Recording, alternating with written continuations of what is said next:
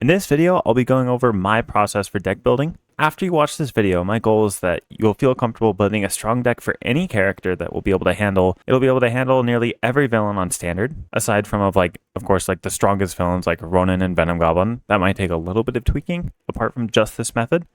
And it will help you to facilitate your ideas so that if you have a new idea for a deck, you'll be able to build a functional version of that deck on the first time instead of having to go back and forth making decks over and over and over again. And I'll also talk about how to customize this deck throughout the video, because this is just a guideline. So I'm expecting that you'll take this advice and then modify it to fit your playstyle. Everyone will prefer different things in their deck, and these are just guidelines, so keep that in mind. And this was a big thing for me, is if you're not comfortable deck building, you won't be able to fully take advantage of your hero pool. I'm hoping that you'll feel confident building decks for every hero in the game, meaning that you'll also maybe try out some characters that you hadn't played before. And if you could take a second to like and subscribe, I'd appreciate it a lot. So, jumping into it.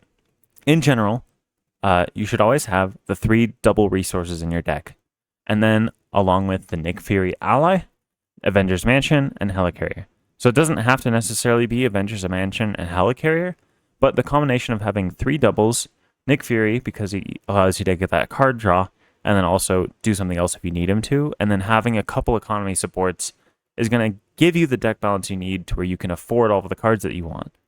Decks that don't have a lot of resources in them will have a lower ceiling and not be able to handle the harder scenarios in the game, because you get strong by playing cards, right? So if you can't afford those cards, it'll be weaker than if you could afford those cards. And then after you've added these cards in, I suggest you choose your aspect. So here's some guidelines on how to do that.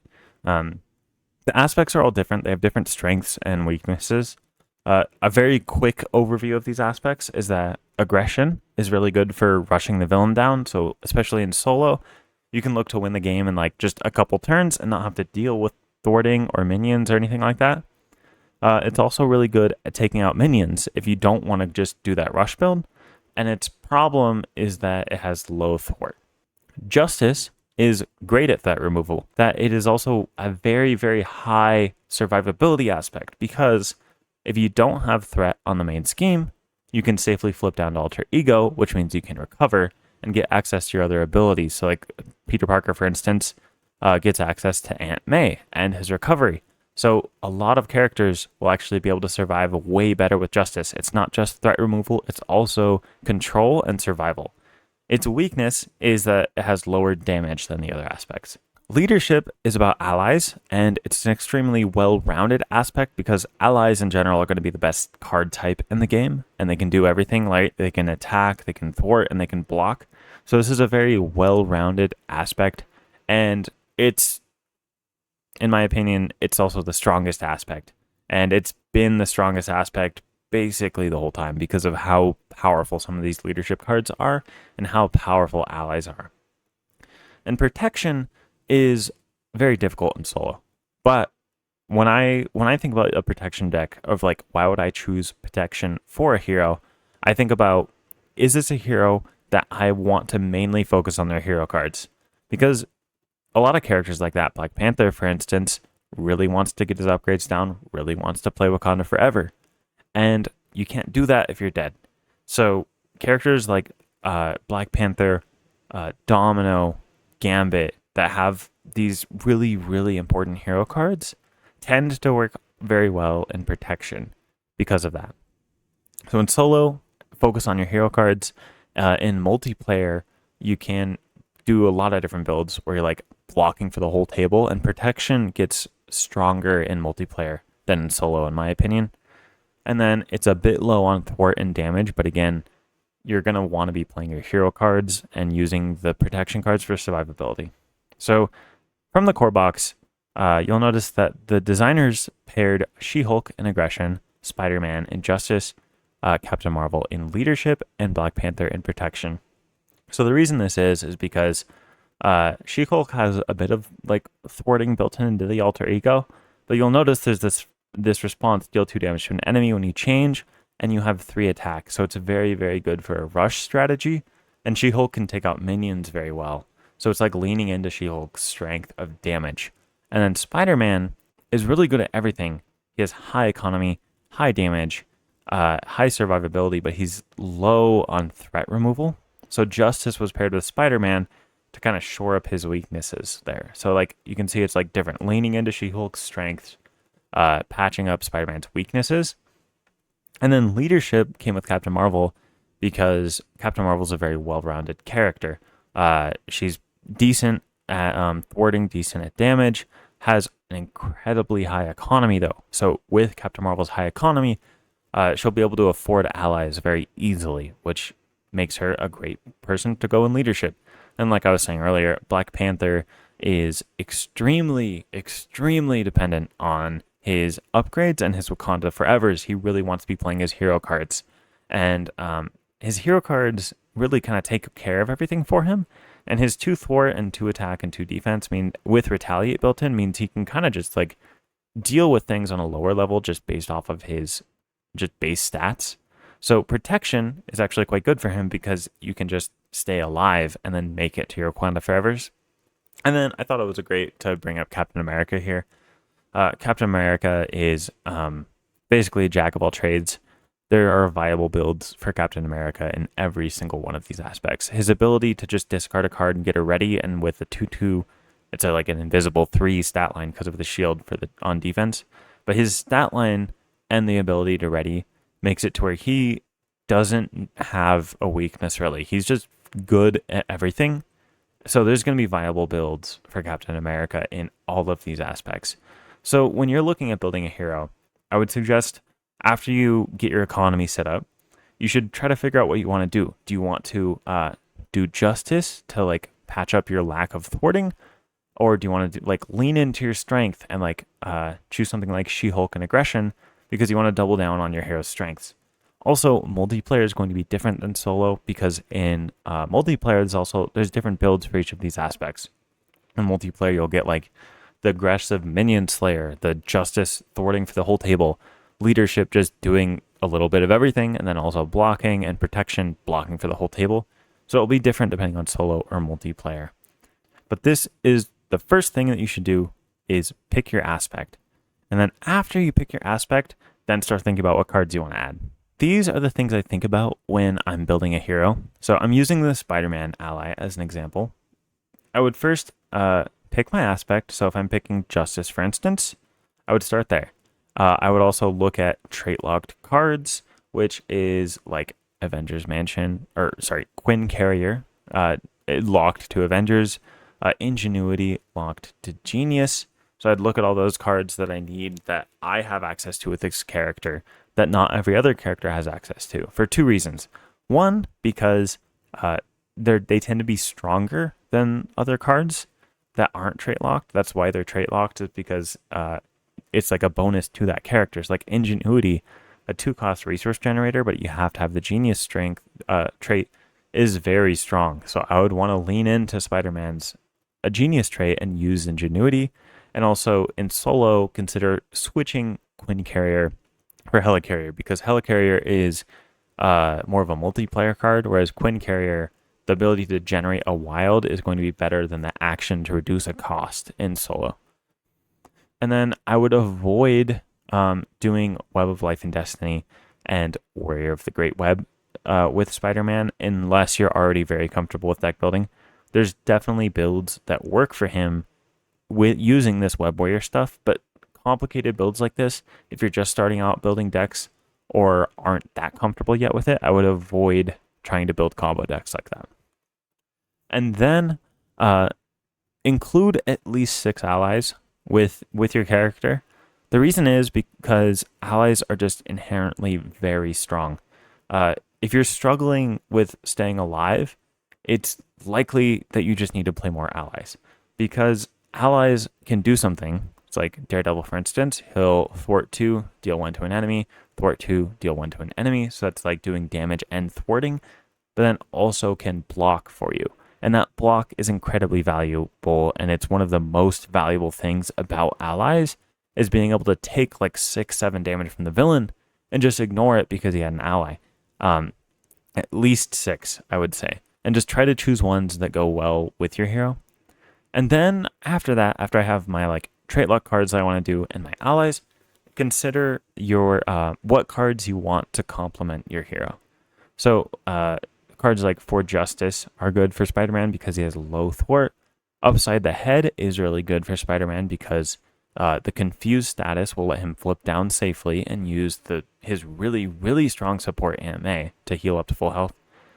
Beat Cop is really good at minion control, which can end threat removal, which Spider-Man can struggle a bit with like mid-level minions because you don't always want to spend a swinging web kick just to get rid of like a 5 health minion. It might be nice to just be able to use a Beat Cop and discard it, and also use the Beat Cops to control the threat for the entire game. And then Stealth Strike is just a card that I like that happens to go decently well with Spider-Man because you can take out those minions like I was talking about that have like 4 or 5 health, and then also thwart with it as well. So let's jump into a sample build for Spider-Man using these principles. I would start out at the beginning. Just include your 3 resources, your two economy supports like Avengers Mansion and Helicarrier. Grab Nick Fury, choose your aspect, and then also use the Power of Justices because all of your Power of cards are very important. In general, I think it's better to have higher cost cards and then include resources in your hand because that'll end up working better for you, in my opinion. And then jumping into the trait lock cards, you don't necessarily have to have Quincarrier and the Helicarrier. Having 4 economy supports is like a little much. So in solo, I would consider swapping out Helicarrier for Quincarrier. And in multiplayer, I would consider just like keeping Helicarrier and not using Quincarrier, but I'd still include Genius. And then pick out your allies that you want. So you already have Nick Fury, Jessica Jones, and Daredevil are from the core box, so everyone will have them. And they're both really solid. Like Daredevil is versatile. He gets to do thwart and damage. And Jessica Jones is very good at controlling side schemes. So Jessica Jones is a card that helps you out when you're losing. She takes you from losing the game to winning the game, which is going to be more valuable for you than cards that would help you win the game more when you're already winning. So that's another thing to keep in mind is that cards that get you out of a pinch are going to be very good. And Jessica Jones fits into that category. Speed is another ally that's similar to that. After Speed thwarts, ready him. So with this high economy that you have up here with Peter Parker's innate economy and then also these resources and the power ofs, you can afford Speed really easy. So when Speed comes in, you'll be able to thwart twice in one turn. So you can like block thwart for 4 and then block on turn 1 if you need to play a really high tempo game, or you can have him thwart 6 and then block. It's really good for Peter Parker. Mockingbird is just a really solid ally. If you don't have that large of a card pool, I would for sure recommend including both Nick Fury and Mockingbird in all your decks. That's going to be your answer to basically all of your problems with the core box is stunning people. And because like think about Mockingbird, she comes into play for 3 cost, stuns an enemy that blocks an activation, so then you can like thwart 1 with her, and then on the next turn thwart 1 again and block. So she's blocked 2 villain activations, which is absolutely crazy. In addition to like 2 thwart, an amazing ally. Definitely goes into a lot of decks and is still a good ally to this day, even with a full card pool. And then Eros is just really solid because it's a 2 cost ally with 2 thwart. That's just very valuable. So you play Eros, you may or may not use the ability. There might not be minions to confuse, but it's still worth it to just play a 2 cost ally, thwart 2, block. Very strong. And again, this is just a sample deck build. Your card pool won't necessarily have all these, and you'll also have different options. It's just this is an example of allies that make sense for Peter Parker, and then evaluate those allies on your own with your card pool to find allies that you like and that make sense. And then I would think, what do I want for Peter Parker? For Justice is really good because you can clear off a side scheme with Just for Justice, and you have a bunch of mental resources in your kit, especially with Genius. Like right here, the Genius trait, generate a mental resource, pairs very well with For Justice, and it complements what Peter needs, which is thwart. And then Upside the Head, confuses an enemy, allows you to flip down to get Aunt May. Also, Peter wants to be using his basic attack. So a card that benefits off of using basic attack instead of thwart makes sense for Peter Parker. And then it lets you get Aunt May heal up to full. Very good. Beat Cops, as I mentioned earlier a little bit, they thwart a lot. 3 Beat Cops on the game, bringing 3 threat off the main scheme or side schemes every turn is amazingly powerful. And then you also get to just defeat the minions. This card is incredibly good. Use this card a lot. But also, Peter Parker is even better at it than normal because he has so many resources. He's able to afford these 3-cost supports without it being a big deal. And then Stealth Strike, we already went over minion control and thwart. And Under Surveillance, this is one of my favorite cards, and one of my favorite cards in Justice for sure. So 4 Justice is good because it's 2 costs for 4 thwart. Under Surveillance is even better because it increases the target value of the scheme by 4, meaning that later on, your 4 Justices will be even better because you'll notice that if you're running like 3 copies of 4 Justice, you might run into the situation where there's only 1 or 2 threat on the main scheme. So your 4 Justice isn't necessarily a great option. But when you're running Under Surveillance, you increase that threat value by 4, meaning you have a bigger pad. It protects you from advance. So like if the villain randomly schemes for like 8 or something by activating twice with advance, you're more protected from that. And you can let the scheme get higher and then thwart it down when it's more efficient for you to do so you're not wasting thwart. And I noticed I included 2 copies of a lot of this card. A lot of these cards, 2 copies I think is actually very good for this game. There's like a holdover from like TCGs that I was in where I was like, okay, I want this card, so I want 3 of it because I want it to be consistent. But Marvel Champions isn't really like that. Do not feel bad about running 2 copies of a card. It is totally fine for this game. And Under Surveillance even is just so important to get on the main scheme early. It changes the game so much that it's worth running more than 1 copy of Under Surveillance just to get it on the main scheme early. So then if you look at this deck, this sample deck list here, we have it mitigates his low thwart, it deals damage to minions, and it prevents the main scheme from finishing, which is all the goals that Peter Parker wanted.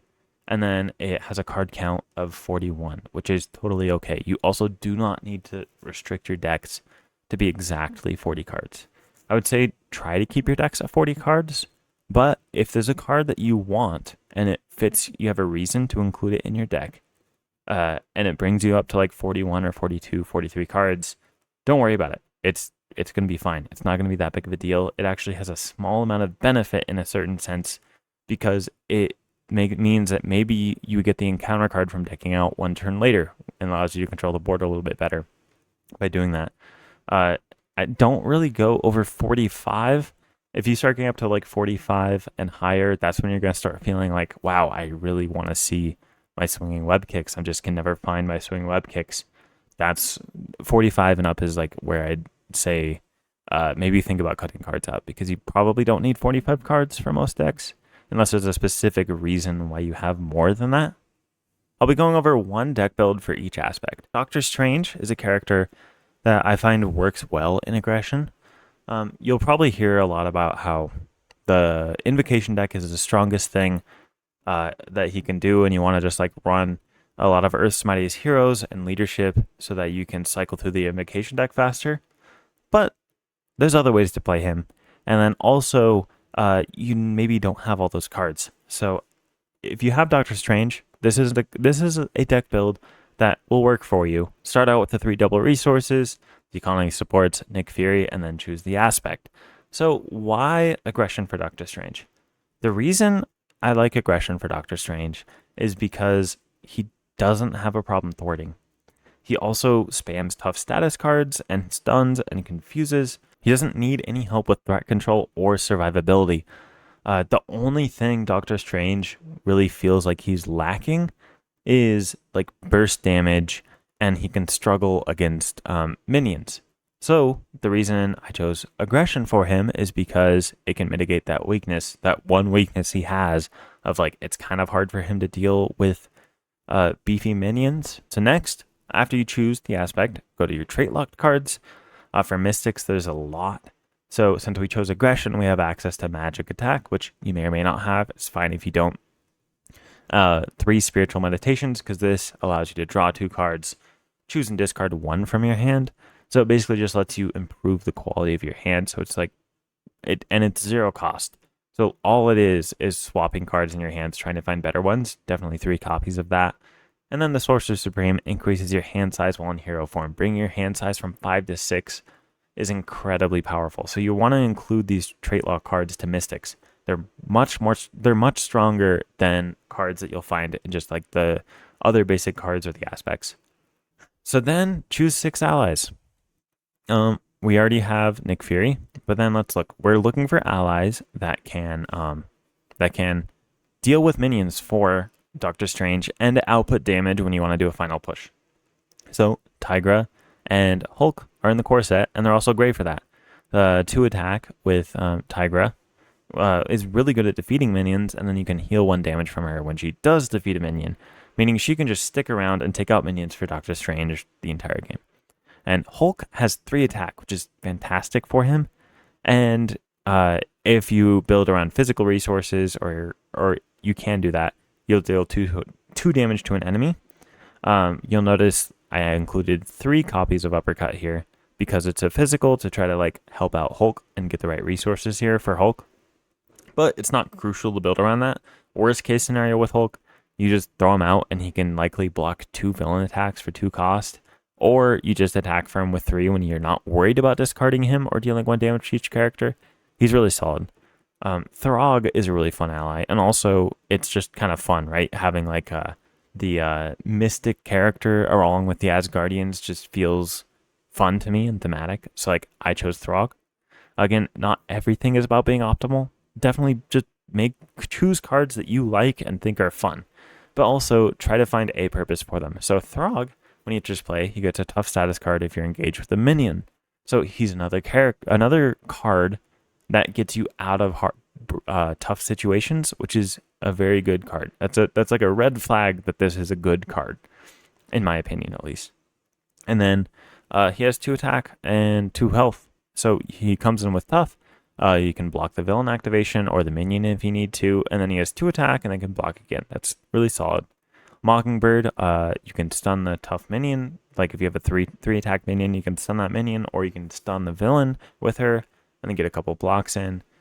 Thor is cool because when he attacks a minion engaged with a player, if you can spend a energy resource, you resolve the attack against each minion engaged with that player. And Doctor Strange has the Eye of Agamotto, which is a wild resource generator which can pay for Thor's ability. And it's a little Asgard synergy here for the thematic, so I thought that was a great option. Wasp gets +1 hit point for each Pym counter on her, and when she enters play, you place a Pym counter for each energy resource you overpaid for Wasp. And again, that synergizes well with the energy that's just in your deck already, and then the Eye of Agamotto, which can generate those energy resources. And then complementary cards. So this is to fill out the goal for your deck. So the goal here is to mitigate the minion weaknesses and then have consistent final pushes and then not rely entirely on the invocation deck in case something goes wrong. So Relentless Assault, if you paid with a physical, again, he has control over that because he has the Eye of Agamotto and then also these spiritual meditations. You get to have overkill, so 2 for 5 with overkill if you use that physical, but you can't attack the villain, so you have to attack the minion. But it slots well into this deck and then combos well with Chase Them Down, which this is a little combo. You'll notice, like, as you get more familiar with deck building, you'll find all these little combos that you like and they work together. So like Relentless Assault and Chase Them Down is present in the core box, and it's just a really good combo. So it's like a group of cards that you'll consider adding to your deck, and you'll get more familiar with those as you keep building decks. So then after a hero attacks or defeats an enemy, which the goal of this deck is to be able to deal with the minions, you get to remove 2 threat from the scheme, which is just nice. And then, as I mentioned earlier, the 3 uppercuts is going to help Doctor Strange have more consistent final pushes, especially if you can't find the Crimson Band of Sidorak on top of your invocation deck for the final push. You can just have these 3 copies of Uppercut and then your allies with high attack as a backup.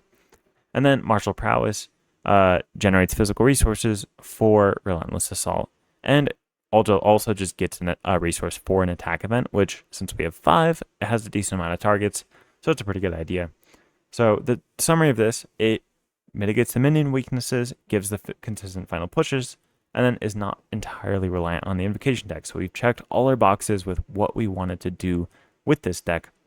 The breakdown is we have 5 resource cards, 8 allies if you count Wong, 2 supports, 2 upgrades, and 11 events, bringing us to 42 cards, which is totally fine. You could cut down some of these cards if you want. So, like, for instance, if you don't, like, Doctor Strange has a lot of thwart, so you don't necessarily need to chase them down. So if you want to, like, run a 40 card deck, just, like, cut 2 chase them downs, and it's totally fine. Also, 42 is totally fine. So now let's go on to our next aspect, a leadership build, which I chose to do a Captain Marvel deck here because, again, a lot of people have Captain Marvel and she pairs very well with those aspects. So the auto includes, we've already been over that a couple times. And then choosing the aspect, leadership is great for her because it's an all-around deck and she can afford allies very well. And then trait lock cards, she has access to the Quinn Carrier, so she could honestly have she has a high enough economy already to where she can pay for Avengers Mansion, Helicarrier, and Quinn Carrier pretty easily. But if you're in solo and you only want to run one, you could always just switch out Quinn Carrier for Helicarrier. And then we go into our allies. So Maria Hill, an amazing ally. Every leadership deck you build, you should just include Maria Hill because of how strong she is. In multiplayer, especially if you're in 4-player and you have Maria Hill, you could pay 2. She's a 2-cost ally that comes into play, and then each player draws a card. So 4 people will draw a card for only 3 cards leaving your hand. So she's just, like, effectively free for the table. And on top of that amazing effect of being able to draw, she also has 2 thwart and then can block for you. She's just an amazing ally, probably one of the best allies in the entire game. And then Hawkeye is another standout leadership ally for me. I love Hawkeye. The 4 arrow counters, if you're getting stuck on Ultron, this deck is your answer. Just get Hawkeye onto the table and then ping off those drones. It's really strong, and then the 2 damage to a minion each time. So that's going to be, with 4 arrow counters, that's going to be 8 damage that he outputs just for existing, which is crazy. And then on top of that, he can thwart when you need him to, and then block after his arrow counters are gone. Amazing ally. Mockingbird is solid. Stinger is a trait-locked ally, and does not count against your ally limit, which I think is fun, so I included Stinger. White Tiger is another one of my favorite allies in the game, especially on expert mode, allowing you to draw equal to the villain's stage number. So on stage 2, where you're starting in expert mode, it's a 3-cost ally that lets you draw 2 cards with a 2/2 stat line. The 2 health is a little low, but the card draw makes up for it. And then on side 3 in expert mode, drawing 3 cards is basically a game-winning play. It's won me many games by playing White Tiger on stage 3. And then Black Panther is one of my favorite allies that lets you grab these events, which these are the events in the deck, which he'll just be able to store those, and you can use them when you want. Goliath, I love Goliath.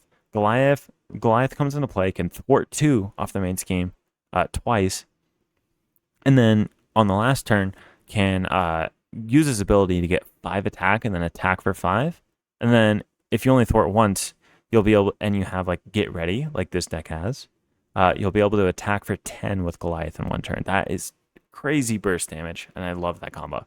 And then Black Knight is just another really solid ally. Piercing is really nice, can help you deal with those villains that get tough a lot. And yeah, they're just great. And then you'll notice, like, the goals here is always have allies on the board, massive economy. Quinn Carrier provides energy resources for Captain Marvel's energy cards, which it doesn't really have any weaknesses to shore up necessarily. And Justice just sort of does everything. So if you're looking for a deck that can just handle many different scenarios, Leadership is a great way to go. Make the Call is like a staple card of Leadership. It's like goes into almost all of my Leadership decks. Because the ability to just grab an ally out of the discard pile whenever you need it is incredibly useful. So there's entire decks that you can build just around playing Make the Call on Nick Fury and Maria Hill. Especially in multiplayer, just recycling Maria Hill is one of the strongest things you can do. And then it saves your health too, right? Because when you have an ally, you can block and you don't have to take that villain attack. And then Make the Call just allows you to treat your discard pile like part of your hand pretty much. It's an amazing card. Get Ready just goes well with these high attack allies that I included with, like, Black Knight, Goliath, and Black Panther. And then Lead from the Front. This is a great one for Black Panther to search because you don't always want to use it, but Black Panther allows you to take these niche events like Lead from the Front, to where you don't necessarily want to play it if you only have like one ally or no allies, and you can wait until the time to where you have like 3 allies on the board and you want to do a final push. And I think that's a fun combo. And then Triskelion, your economy is going to be high enough with Captain Marvel to where you can afford to have 4 allies on the board, especially with Make the Call. You'll be able to get 4 allies on the board easy. So the breakdown of this deck is 5 resources, 10 allies, which, this leadership, I tend to include a little more allies than I normally would in the other aspects. 3 supports, no upgrades, and 8 events, which is going to be really solid. This deck is going to work against almost all scenarios, and this is a very generic leadership deck. This is just like the framework that you would take to take leadership and then build any deck you want. Out of that, you don't necessarily have to have Get Readies and Lead from the Front. You can choose whatever leadership events you want to build around, and you can choose whatever allies you want to build around. There's a ton of great leadership allies and a ton of great basic allies that you can build these decks around. And yeah, leadership, incredibly solid aspect. And now, this is a bit more of a complicated deck. It doesn't follow... It's not as formulaic as these other decks have gone, and this is something that you'll probably consider building like once you get more comfortable with deck building. So again, the basics up here of the resources and the helicarriers and the mansion and Nick Fury, that just goes in. But then for Iron Man, you might be wondering, why protection? The reason I chose protection for Iron Man is not this overarching theme like the other characters, like to like shore up his weaknesses. Well, it does shore up his weaknesses, but it's specifically because there's all these tech upgrades in protection, which you'll notice Iron Man's hand size goes 1 up 1 for each tech upgrade you control. So decks like this, where you're building around a certain combo, are going to be a little harder to build, but in general will also be very strong. So this would be a slightly different order. So you can still think about it the same way of going through, but you'll identify the combo first with a deck like this. So you choose the aspect because Energy Barrier and Force Field Generator are tech upgrades. And then you throw those into the deck and then kind of loop back around here and then do the rest of the process. So you'll look at his trait lock cards. Again, Ingenuity and Quincuria are very good and go very well with the Rocket Boots to go aerial because you can get those mental resources when you need them. So it combos well with that. And then you need some allies. So you'll notice I chose allies here that have energy resources to combo with his Repulsor Blast. And Iron Fist is a little different. Iron Fist is just really solid because he enters play with 2 Mystic counters and he can attack, deal 3 damage, and then stun as well, which he can stun twice and then block and do 6 damage. That's just amazing. So that's why he made it in the deck. But Nova, Victor Mancha, Luke Cage, and White Fox all have these specific synergies in the deck. Nova I included because he's an energy resource for the Repulsor Blast discards. And also, you can get the energy resource for his ability. You can spend the energy resource to deal 2 damage to the enemy that just initiated an attack. You can do that with the Quincuria. So that's another combo that's built in. Victor Mancha is an energy resource, but then just also can like block minions over and over again. Luke Cage, mostly just an energy resource for this deck. White Fox combos extremely well with Repulsor Blast because an energy resource, when she gets discarded off the top, it'll deal damage with the Repulsor Blast, but then also triggers her ability to come into play. So you'll notice all of these cards that are going in are much more combo oriented. So this is the deck that I would recommend building like later on once you're more comfortable with decks, but it also does still follow these general guidelines that I'm talking about of having resources built in and then having enough allies. So then when we go to complementary cards, we would already have Energy Barrier and Force Field Generator because that's what the deck is built around to get those tech upgrades more consistently. And then Repurpose, you'll notice, is amazing with this combo. It allows you to discard a tech upgrade you control and then ready your hero. And then you choose a stat and you get plus X to that stat where X is equal to that card's cost. And on top of that is also an energy resource and is useful even if you don't want to play it at that time. So the combo here is you discard like force field generated, for instance, and for a final push, you can get +3 attack on Iron Man and a ready. So he'll be up to 4 attack.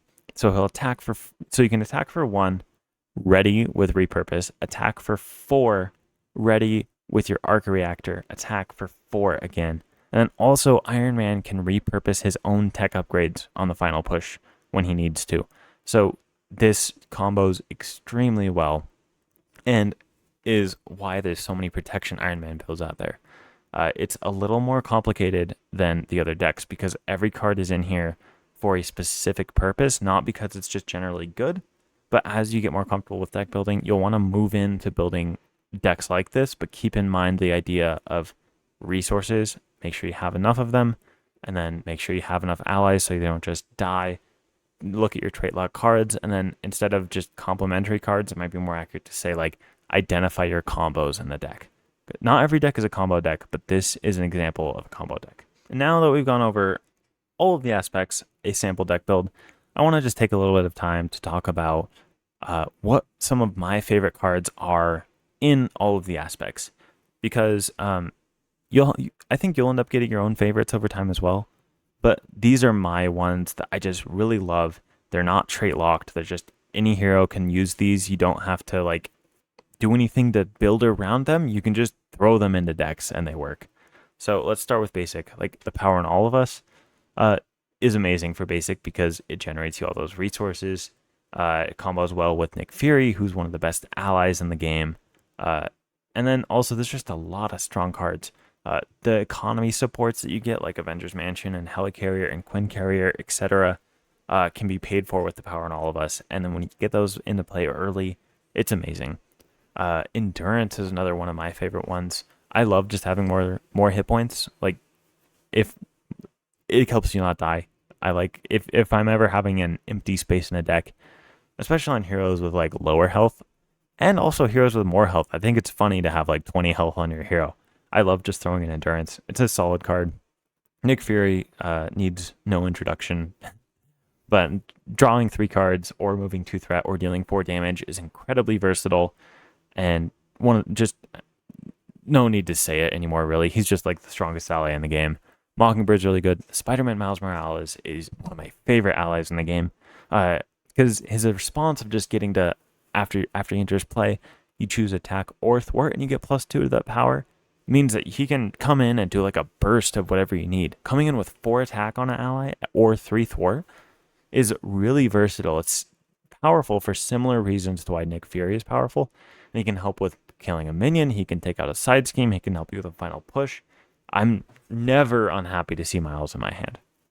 Professor X is amazing. He's basically Nick Fury, but for X-Men. He comes into play, thwarts 3 and blocks, and then gives you the option to also confuse the villain, which is what most people will be doing. Anyone can use Professor X and just confuse the villain. But you also have the option to stun a minion, which you can use a little less often, or you can ready an X-Men character, which is going to be really useful for X-Men builds.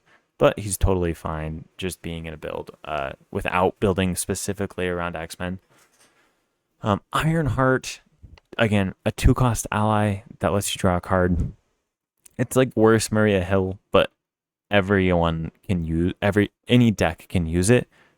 Very solid ally. Oftentimes you need just that 2 health blocker, and you need to just see more cards in your deck. Ironheart can go into basically any deck you build. Snowguard is a little less commonly used, but one of my favorites. The versatility of choosing having 3 attack or 3 thwart, or this option is my favorite one. Getting 8 health with retaliate is amazing. It's like against like Ronin with the fanaticism attacks that have overkill and piercing, and he's attacking for like 7, 8, 9, 10 even. Snowguard kind of counters that because you can get 8 health. It's like having an entire extra hero there on the board just to block. Like you're sacrificing them, just throwing them in front of the villain attacks. But it's very, very good.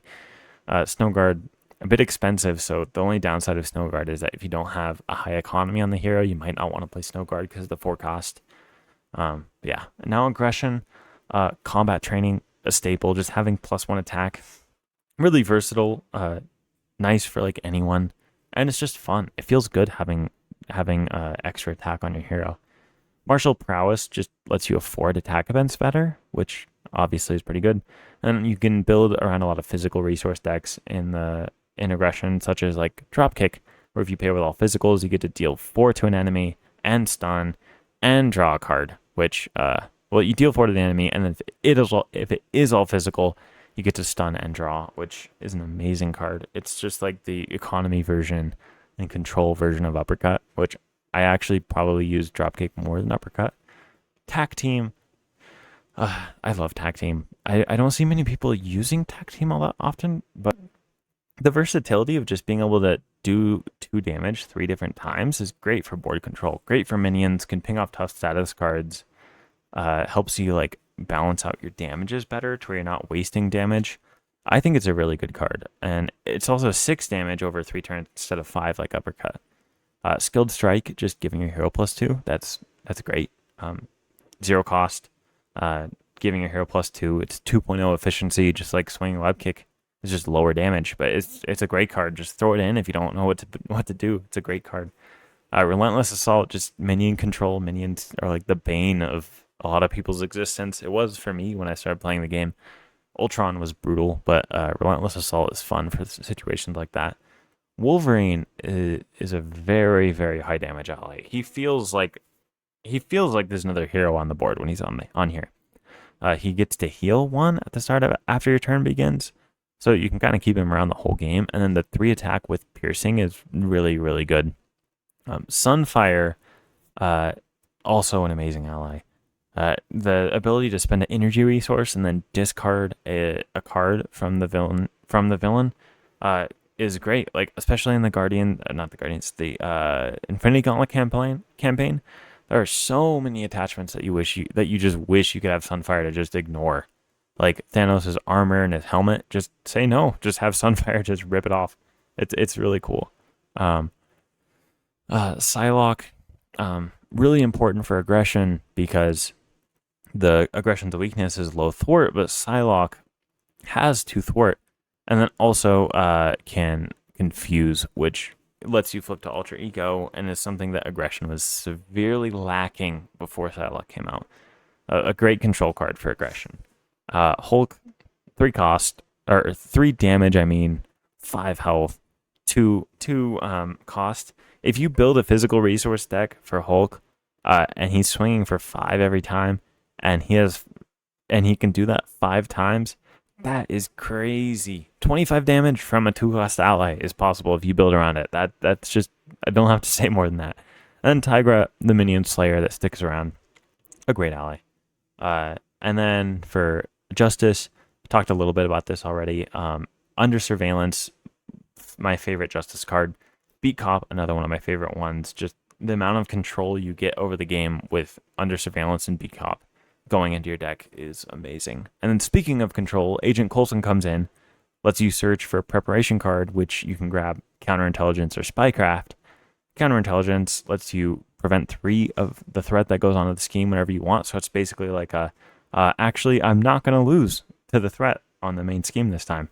That's really good. And then Spycraft, just when you're revealing a counter card, you can discard it, then cancel the effects of that card, and then reveal another one. So for like instance, the horrible encounter cards they can think of, like the Fanaticism from Ronin, or the Glider from the Venom Goblin, just say no with Spycraft and Agent Coulson. It's a great combo. And then also playing Agent Coulson along with Nick Fury and Mockingbird and having all these spies in your deck is really fun.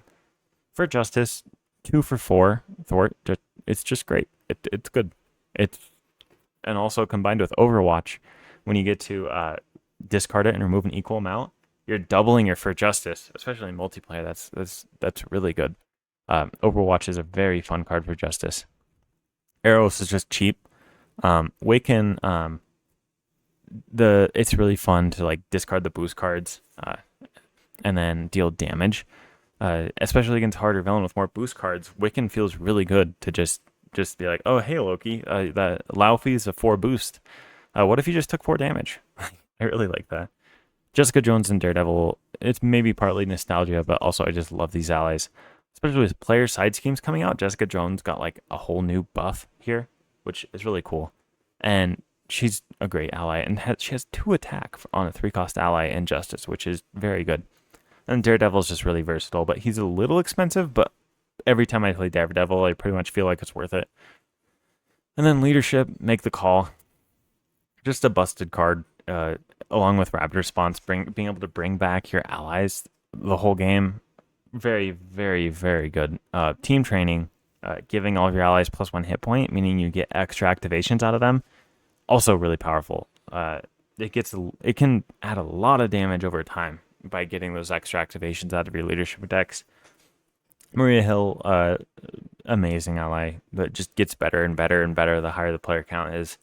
White Tiger, fine for standard, amazing for expert. Kalu lets you search your events, which searching events is really good. If you have an event, it can make the difference between winning and losing the game. If you can find that event you need. Hawkeye controls all the minions. Goliath gives you that burst damage. Black Panther lets you store events. Like, my favorite thing to do is he's in my Star-Lord deck, and he grabs my Blaze of Glory so I can use it when I need to. So, like, that game where I did 103 damage with Star-Lord in one turn, Black Panther is like key to those combos with Blaze of Glory, where you can just keep it, increases your hand size by 1 basically, and lets you grab that important event. Pixie is just amazing. After you play Pixie, you get to add an X-Men ally from your discard pile to your hand, meaning she's essentially a 1-cost card for an ally, a 1-cost ally that can thwart and then block. That's really good. And then it doesn't have to be like a giant X-Men deck. You can grab Beast or Professor X with it, and it's just really good. Pixie's an amazing card. Beast comes into play. He has a decent stat line of 2 thwart, 2 attack, and then 3 health. But then he also lets you go grab a resource card. So, like, my favorite combo I found with him is going and grabbing Ironheart's resource card that adds the progress counters and lets you draw. That's a very, very strong combo. And then also you can just go grab a double resource or a power of leadership if you want. Adam Warlock is a really fun ally. The little mini game of trying to make sure you have the right resource in your hand at the end is really fun to me. And also, removing 3 threat, healing 3, or dealing 3 for discarding 1 card is really powerful. Like, 1 card for 3 output. Like, you'll notice Skilled Strike up here is 1 card for 2 attack, whereas Adam Warlock is doing 3 of all of these things, and also adds that versatility and allows you to play around it. He's a very fun ally. And protection, Armored Vest, just a staple of the aspect. I guess I could have added Heroic Intuition up here for Justice as well. It's really good. But Armored Vest allows perfect defense builds, which you can see Unflappable and Desperate Defense here. Unflappable, if you defend to take no damage, you get to draw a card. And Desperate Defense, if you take no damage, you get to ready your hero. So that's an entire deck archetype in protection that works very well in multiplayer, where you're blocking for the whole board. It's really fun. Jump Flip is like how I keep getting thwart out of my protection decks. Spending that energy resource, getting to prevent 2 damage and thwart 2 feels really good. Night Nurse, discarding status cards and healing 1 is amazing. Like, I don't know why. I always, she goes in basically all my protection decks. I really like her. Med Team also is just really solid. You can use it on allies as well. So, like, for instance, especially in multiplayer, if someone's like Voltroning Wolverine or something, and you can just heal 2 off Wolverine with Med Team and get more activations, that's really powerful. Really fun. Electrostatic Armor is not technically Retaliate, but is basically Retaliate. Yeah, I really like it. It's also a tech upgrade, so it goes into that like little tech engine that's in protection that I showed in that Iron Man deck. Energy Barrier also gives you essentially Retaliate and can block 3 damage over time. Very good. What Doesn't Kill Me is really fun, so you get to heal 2 and ready. Healing is nice. Readying is nice. Great card. Multiple Man is really fun because if you get them in your first hand, you can just you can get 3 allies onto the table like on the first turn. That feels so good. And Iron Fist, just amazing. The stuns, the amount of control and damage he deals is great. And then Brother Voodoo is basically just Kalu, but for protection, and then has two thwart and has an extra cost. So that's all it is, pretty much. But he's an amazing card. Goes in a lot of my decks. And yeah, so hopefully this video is helpful for you. I want it to be that you can watch this video and then you feel like you can go out and just build decks that you maybe wouldn't have built before and feel confident in the decks you built, because if you follow these guidelines with your decks, you'll have a balanced deck and it'll be pretty strong. And then once you play your deck more and you find like maybe I'm not using Arrows that much, or I'm not using Wiccan that much, or whatever it may be, just swap it for another card you like. But the advantage of this is you won't have to build a deck, get destroyed by the villain because something was fundamentally wrong with the deck, and then start from scratch. Your decks that you build, if you follow these guidelines, will be functional on the first play, which makes deck building a lot more fun when you're sure it will at least work, and then you can just keep tinkering with it until you get it to fit your playstyle exactly. Yeah, so if you like this video, leave a comment, let me know what you thought. Like and subscribe helps me a lot. And yeah, I'll see you in the next one. So stay zesty. Peace.